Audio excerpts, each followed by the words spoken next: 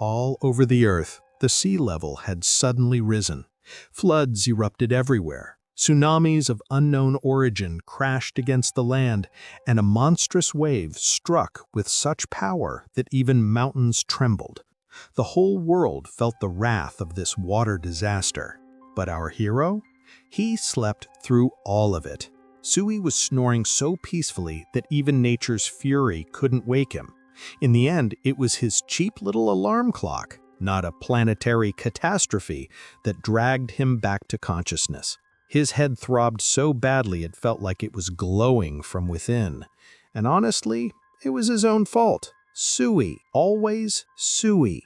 He had done it again. Despite promising himself countless times, he had once more drunk way too much just to impress an important client. His logic was stupid, and he knew it.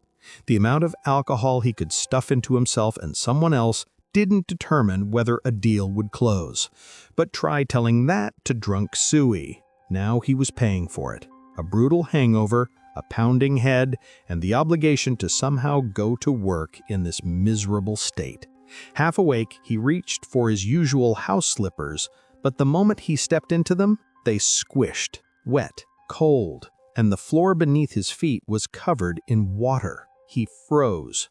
Had he seriously left a tap running in his drunken haze and flooded his entire apartment?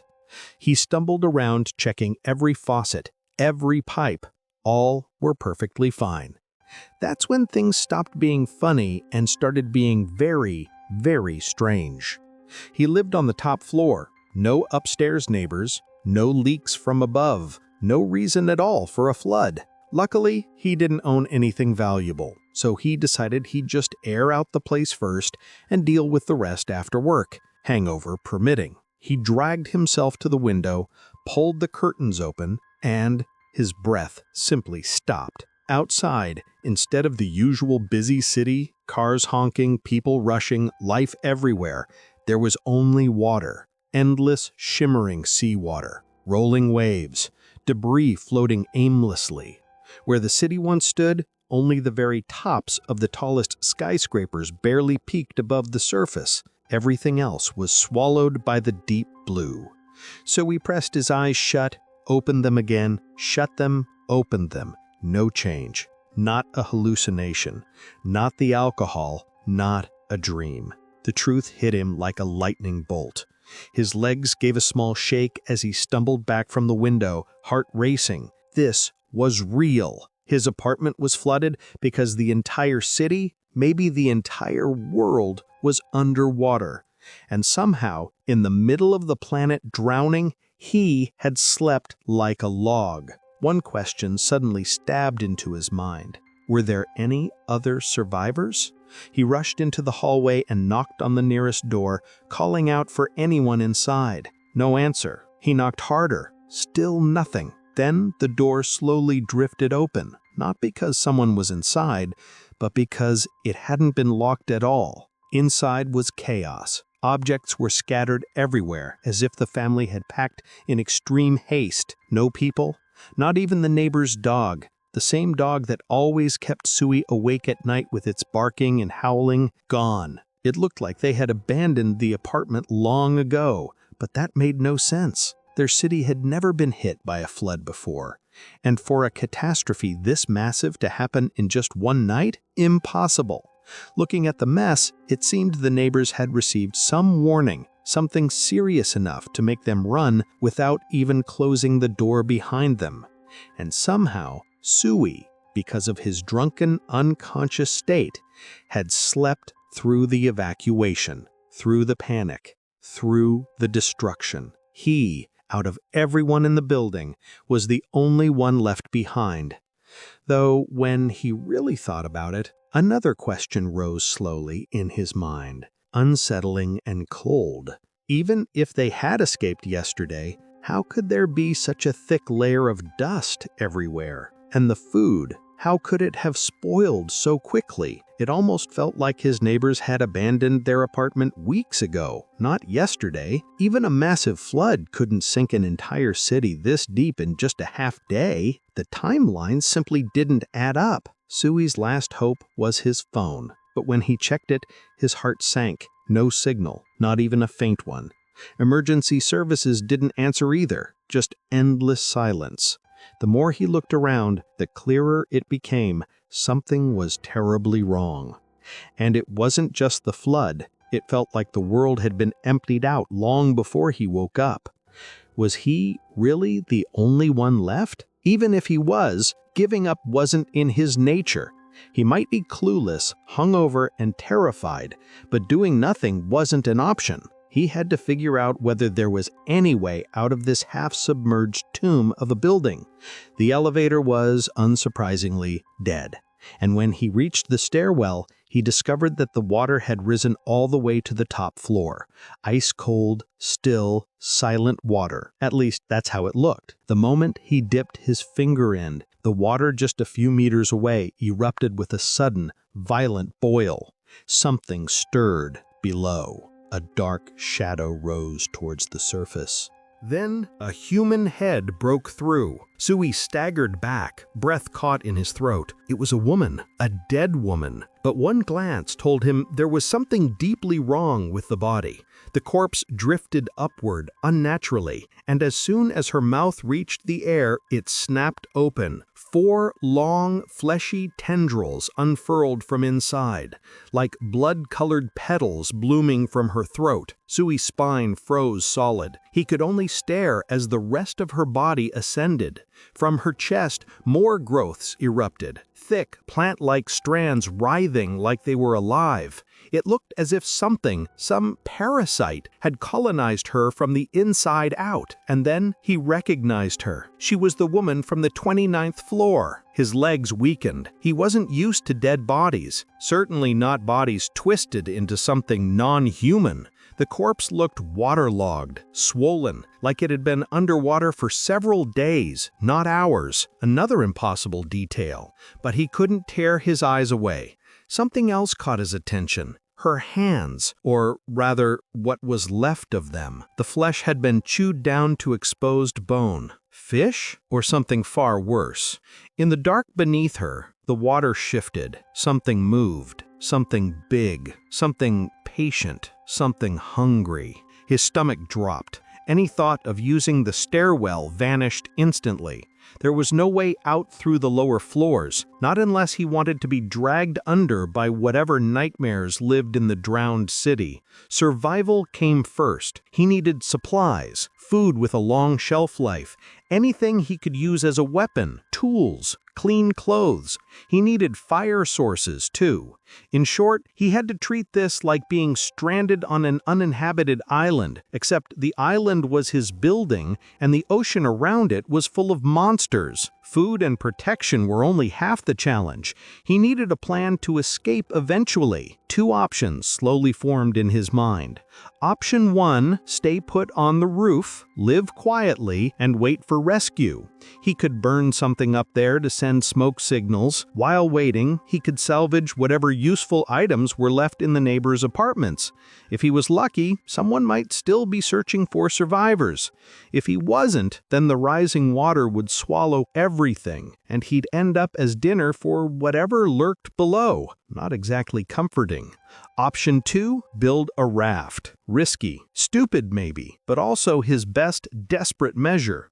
If things got bad, if he burned through 75% of his supplies, he'd take his chances at sea and search for help. But before any of that, he had to try the first option, fire on the roof. A signal of hope, a small one, but still a chance. Sui gathered what courage he could and stepped into the corridor leading to the roof. And then he froze. There were footprints in the hallway. Human footprints, submerged under the shallow layer of water, but unmistakably real. Someone else had walked through here, someone alive. But Sui didn't rush forward. He held his breath, suddenly aware of every ripple in the water and every shadow in the corners. Because if there were other survivors, there might also be other things to rejoice just yet. Finding signs of another human should have been comforting. It should have meant he wasn't alone in this drowned skyscraper.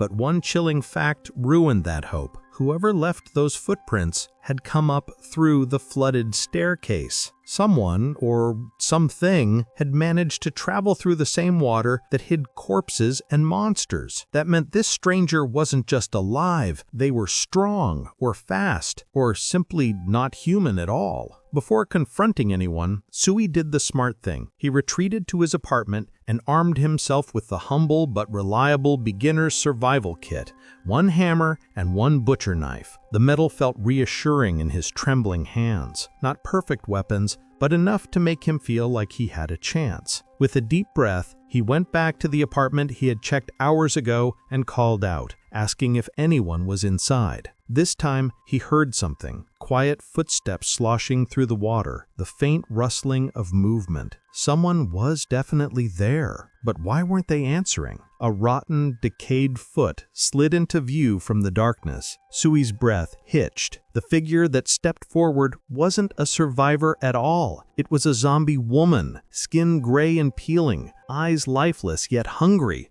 her nose catching the scent of fresh flesh. She turned the corner, and Sui knew instantly that things were about to go horribly wrong. Before he could even raise his hammer, she lunged. The darkness didn't slow her, but Sui, still half blind in the dim light, reacted too slowly. She slammed into him, teeth snapping inches from his face. Pure terror exploded through him. He wasn't ready to die, not like this. He roared and shoved her away with his foot, adrenaline ripping through his body. She stumbled, but only for a moment. Her body twitched, and then she charged again. This time, Sui was ready. As she got within striking distance, he swung with everything he had.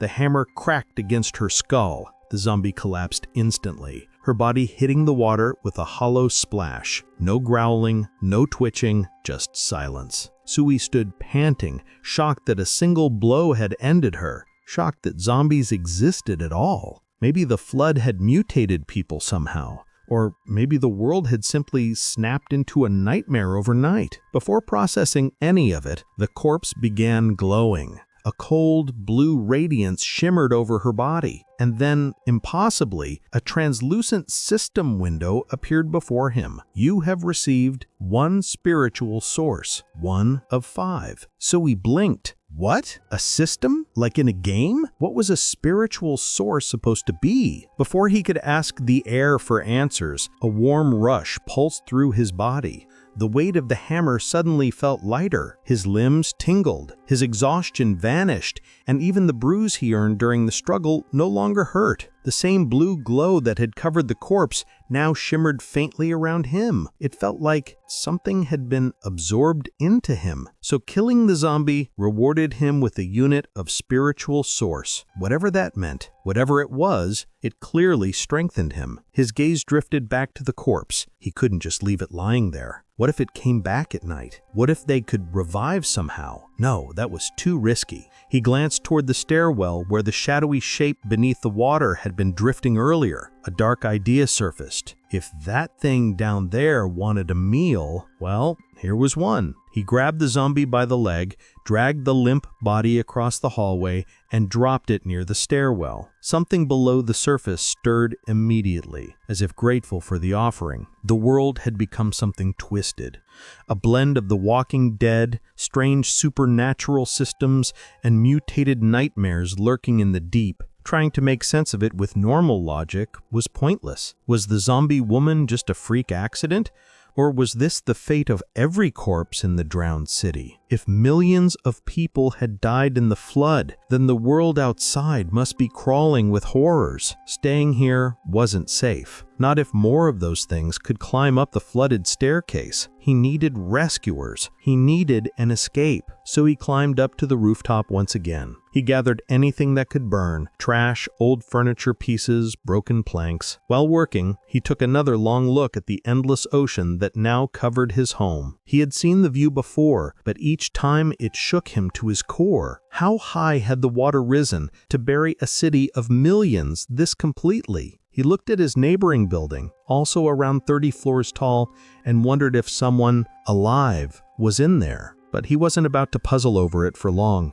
One way or another, he would learn the truth soon enough. So he lit the signal fire quickly, watching the flames rise into a thick black column of smoke. That plume became his last fragile hope. If anyone, absolutely anyone was out there, they would see it. Minutes passed, then more. The fire burned bright, then began to shrink. Nothing, no movement, no signals back, no boats, no shapes on rooftops, just the endless moaning of the waves crashing below. By the time the fire finally burned out, half an hour had passed. Still silence, still emptiness, still nothing but a dead world stretching to the horizon. A wave of disappointment weighed down on Sui's chest. He started walking back downstairs, calculating grimly. At his current rationing, he had enough food for about 4 days. Not nearly enough. But before he'd even taken a dozen steps, he stopped. Cold water. Water where there hadn't been any before. The entire hallway that had been dry earlier was now submerged. The water had reached the 30th floor. It was still rising. Even the top floor wasn't safe anymore. Time wasn't just against him. Time was actively trying to drown him. There was only one choice left. He had to build a raft immediately. Sui threw himself into the task with the desperation of someone who understood the ocean was clawing at his heels. Hours passed, and eventually he stood over a makeshift raft, assembled from door frames, a bed frame, and a couple of drawers. It wasn't pretty, but the structure was sturdy. It should hold around 300 kilos, more than enough for his weight and supplies. Luckily, he wasn't clueless about boats. Back in college, he'd competed in boat races. If he could put together some kind of paddle, he'd be able to reach the neighboring building. He scavenged a clothes hanger from a nearby apartment and shaped it into a crude paddle. Not perfect, but workable. Before returning to the raft, he paused at a window. He gazed out over the endless ocean, lingering a moment longer, and then he saw it. A zombie. Another one. This one floating lifelessly, bobbing between the waves. He distinctly remembered there hadn't been any zombies in the water earlier. Had ordinary corpses mutated that fast? He still had the height advantage. If he struck from above, he might be able to kill it before it became a threat. He tied a hammer to another hanger and used the opposite end to hook the corpse, dragging it closer. The moment the zombie felt contact, it snapped awake, jaws clamping viciously onto the metal hanger. Sui was ready for that part. He wasn't ready for what came next. The zombie suddenly jerked downward as if grabbed by an invisible hand. Something below dragged it under. At first he thought he was imagining it, but then he saw them.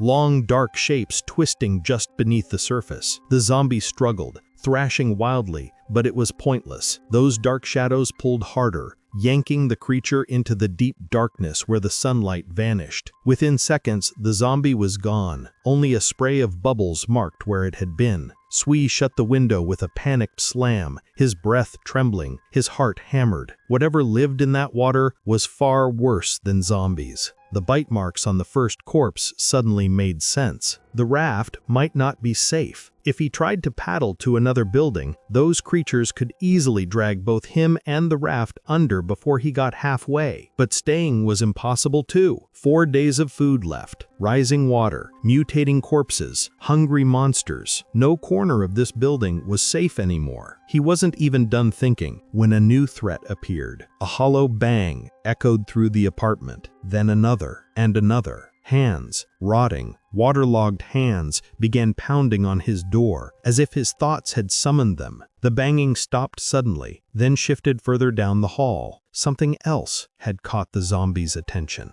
Sui creeped forward to peek, just as he feared. Another zombie. This one looked suspiciously like the one he'd seen floating earlier. The same twisted body, the same broken leg, chewed almost to the bone. Those underwater creatures had nearly eaten it alive or dead. He didn't know how much that injury slowed it down. Maybe it was weak, maybe it was fast. That uncertainty was too dangerous. Better to strike first before it turned its rotting attention towards him. Now, finally, he had the perfect moment for a sneak attack. The zombie barely had time to let out one final guttural roar before Sui's hammer came crashing down. One clean strike, and the creature collapsed instantly. One blow, one dead zombie. Efficient, brutal, and exactly what Sui needed. Just as he expected, the system window popped up again. His spiritual source count rose to 2 out of 5. The moment it happened, strength surged through him. His arms felt lighter, his heartbeat steadier, his entire body sharper, like someone had fine-tuned him from the inside. If this pattern continued, he could get even stronger. Strong enough to not only handle ordinary zombies, but maybe even those horrifying deep-water creatures dragging bodies into the abyss. Strong enough to cross the flooded ruins and escape. But one question still gnawed at him. What would happen when he finally reached all 5 units? Behind him, the answer arrived violently. Glass shattered. Sui spun around just in time to see a zombie climbing through the broken window of his bedroom. This one was heavily bitten, its flesh torn in several places, but none of that slowed it down. Hunger drove it forward, and this one was different. It had enough power to shatter the aluminum window frame. That alone made his blood run cold. But strength or not, he had no choice. He had to kill it. The next moments became an ugly, chaotic duel. Zombie versus human. Hammer versus bone. One life versus one death. Sui swung first, aiming for the skull, but the zombie's hand shot up with surprising speed. It caught the handle of the hammer with inhuman grip strength. It didn't even flinch. This zombie wasn't just stronger, it was faster, more agile, like it had retained some primitive martial instincts. If Sui hadn't gained that second unit of spiritual source, he wouldn't have stood a chance. Even now, he was barely able to keep up, but barely wasn't enough. He lashed out with a hard kick, his strongest, but zombies don't care about pain. The creature simply looked down at his leg, as if questioning what that pathetic move was supposed to accomplish. Sui had miscalculated. He felt pain, zombies didn't. The monster responded immediately. It swung its leg and kicked Sui with terrifying force. The impact sent him flying across the room, crashing into his closet. The wooden frame shattered around him as he hit the floor beneath a pile of clothes. The pain was blinding, sharp enough that he wondered if his ribs had cracked. He struggled to breathe, vision blurry. And worst of all, the zombie wasn't done. It kept advancing, relentless. Was this really it? Was he going to die here? Just when his life had finally begun to improve? Just when he had survived where millions hadn't? Was this how it ended? Time seemed to slow, stretching seconds thin like strands of jelly. And in that thin moment, Sui made a choice. He would survive. No matter what, he would not die. Not now. Not like this. The zombie was stronger, but Sui still had something it didn't. A working brain. He grabbed a shirt from the toppled closet and held it low, motionless. He forced himself to be still, to wait, to think. Millions of years of evolution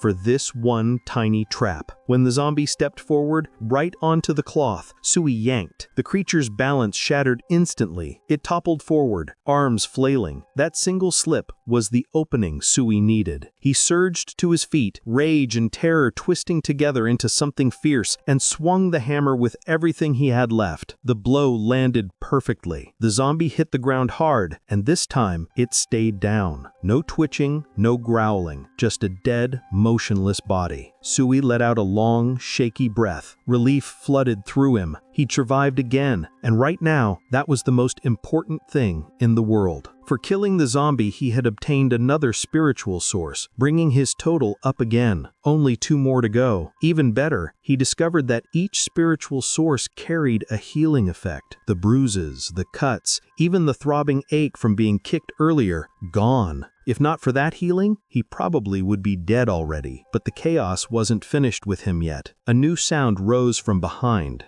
Wet footsteps, snarling, the low hum of hunger. 2 more zombies shambled into view and lunged with a vicious roar. This time, though, Sui had strength to match the madness. He met the first zombie head-on and crushed its skull in a single clean strike. The second zombie, however, managed to grab his arm, cold fingers digging into his skin. His heart jolted, but the hammer responded faster than fear. One brutal swing, and the creature collapsed lifeless at his feet. Silence returned at last. A heavy, exhausted silence. Then the notifications appeared, one after another. fast, glowing, triumphant. He had collected all 5 spiritual sources. Level up. Physique level 1. Unlocked. Next level, 10 spiritual sources required. A warm, empowering wave washed over him. His body felt sturdier, lighter, sharper. But that wasn't the end of the upgrades. Another window materialized, offering 2 enhancement choices: stomach, lungs. Both were useful. Eating poor quality food without getting sick could save his life. But in a world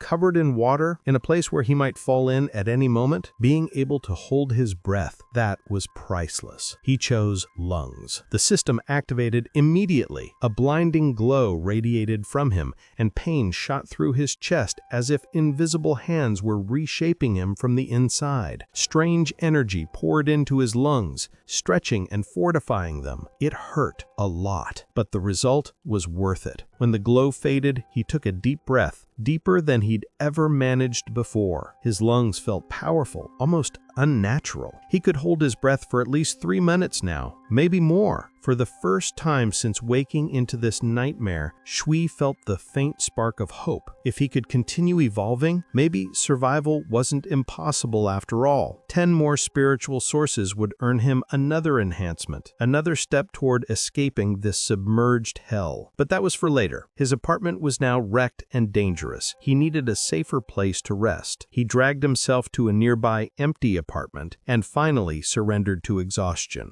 He made a promise to himself before sleep claimed him. As soon as I get the next enhancement, I'm getting the hell out of this place. But sleep did not bring peace. A massive splash echoed through the dream world. Suddenly, Shui was falling into cold water, sinking helplessly. A voice echoed from somewhere far away, urging him to become stronger, to survive. Before he could understand what was happening, something enormous moved below him. A giant hand rose from the depths and caught him. A towering cloaked figure stood before him, ancient, mysterious. "Become stronger," it commanded. Shui tried to ask who the figure was, but the only reply was, "I've been waiting for you here." The moment he tried to speak again, the dream shattered. He snapped awake, heart racing, drenched in sweat, and then he noticed the shadow, a massive, distorted shadow cast across the room, right behind him. He turned around slowly. What he saw nearly stopped his heart. Pressed against the window was a monstrous toad-like creature the size of a small truck, wet, rubbery skin, horned ridges, demonic red eyes that glowed with hunger, and a long, thick tongue coiling and uncoiling as if tasting the air through the glass. Waking up to a giant amphibian nightmare staring directly at you was not on Shui's bucket list, but he had no time to complain. It was the first monster of this scale he had ever seen, and he knew instantly that it had to be the same creature that had chewed on corpses in the water earlier. Our hero looked like pure danger wrapped in a glowing shell. But first, Shui had to survive. The moment he saw the monstrous toad-like creature, he understood one thing clearly. Escaping this place would be impossible as long as that beast lived. If he tried to reach any neighboring building, the creature would definitely attack him in the water and drag him under. He needed more strength, more spiritual sources before he could even think of fighting it head-on. But the apocalypse didn't care about his plans. The monster had its own agenda. It let out a guttural croak, and then its massive body slammed against the window. Cracks spiderwebbed instantly across the glass. Shui's heart lurched. This window wasn't going to last long. The frog monster backed away, then rammed again and again. The first few hits didn't break through, but the creature wasn't slowing down. Shui tried desperately to reinforce the window,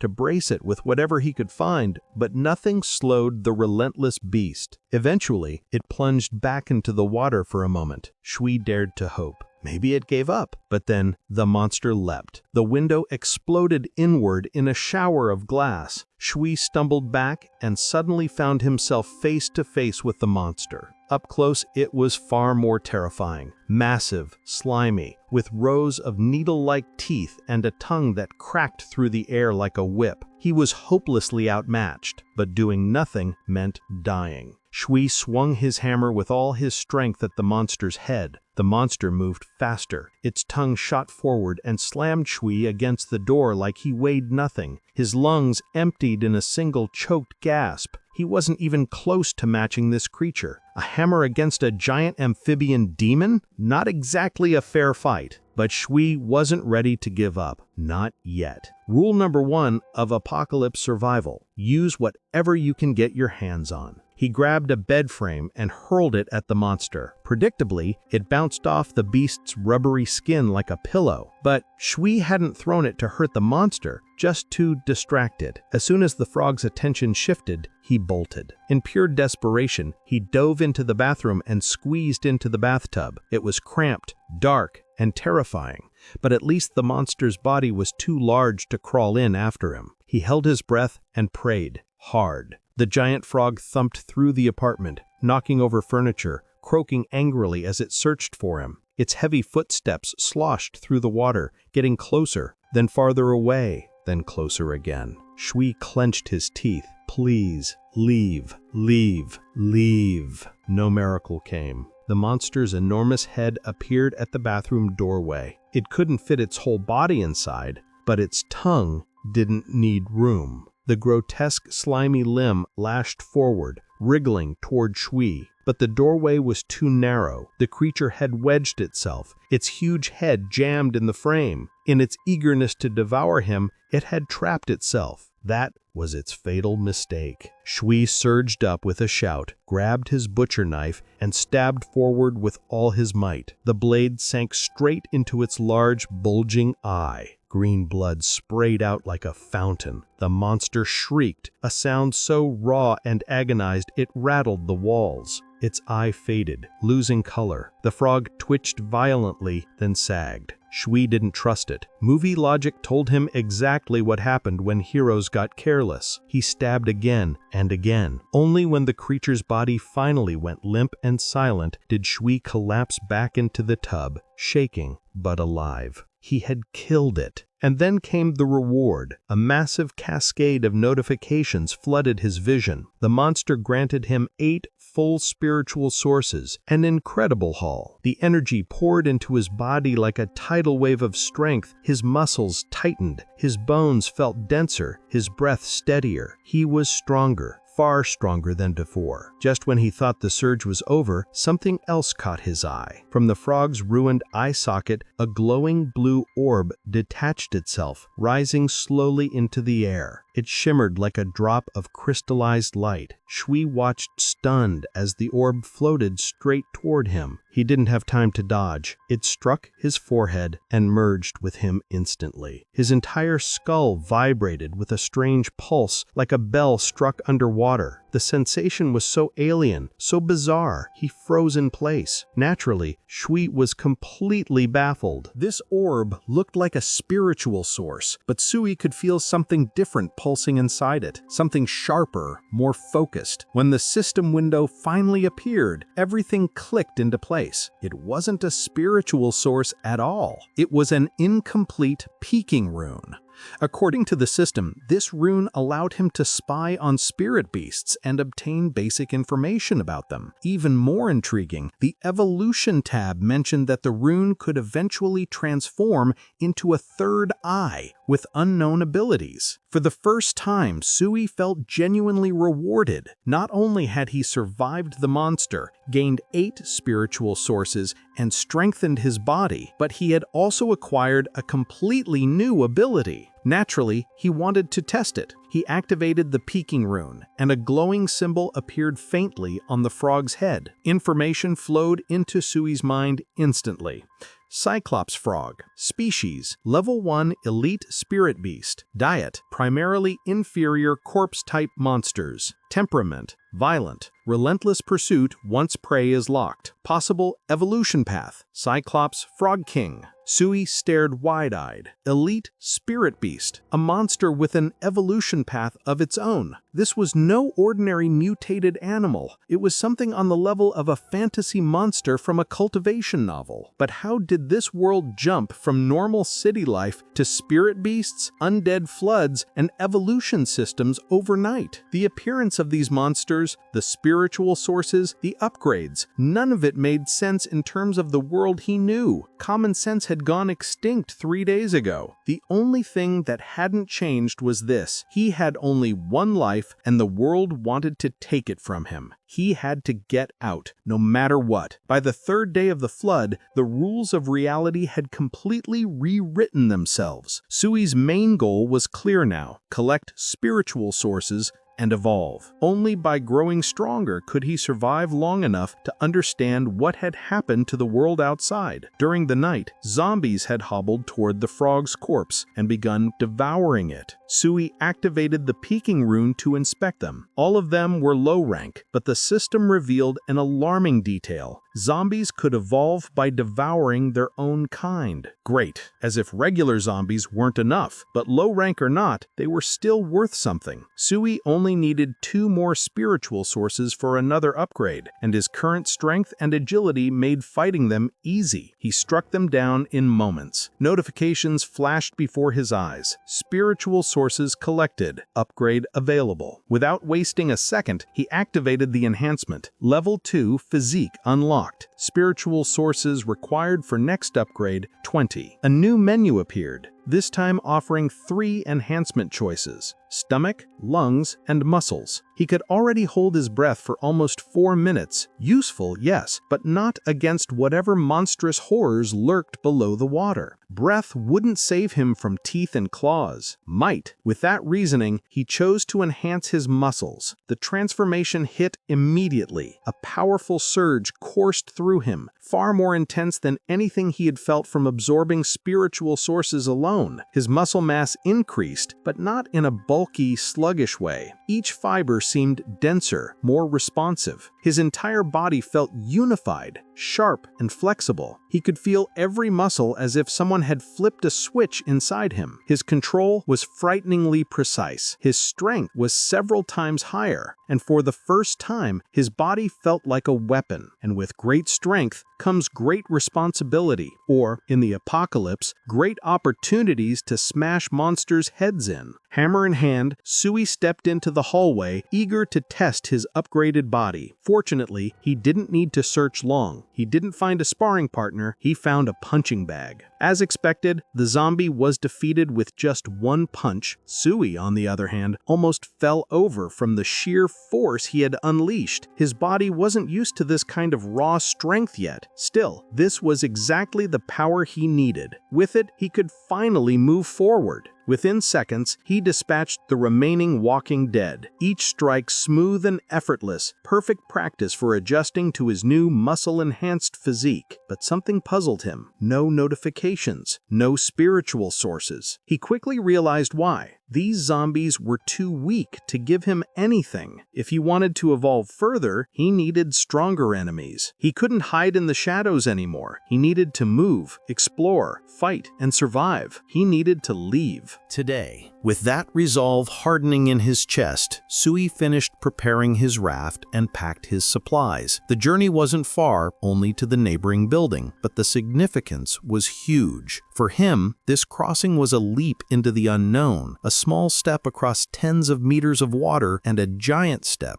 toward discovering what the world had become. Even so, the short distance terrified him. He had no idea what lurked beneath the waves, but staying in the same building meant starvation or death by rising water. He had no choice. He paddled forward carefully, and when he finally reached the next building, the first thing he did was break a window to climb inside. Who knew what was waiting inside? Monsters, traps, a survivor, or nothing at all? But he had to try. He climbed through cautiously. Inside, there was no life, no sound. The same thick blanket of dust covered the room, just like in the abandoned apartment he'd explored earlier. The next room was identical. It was obvious everyone here had left long ago.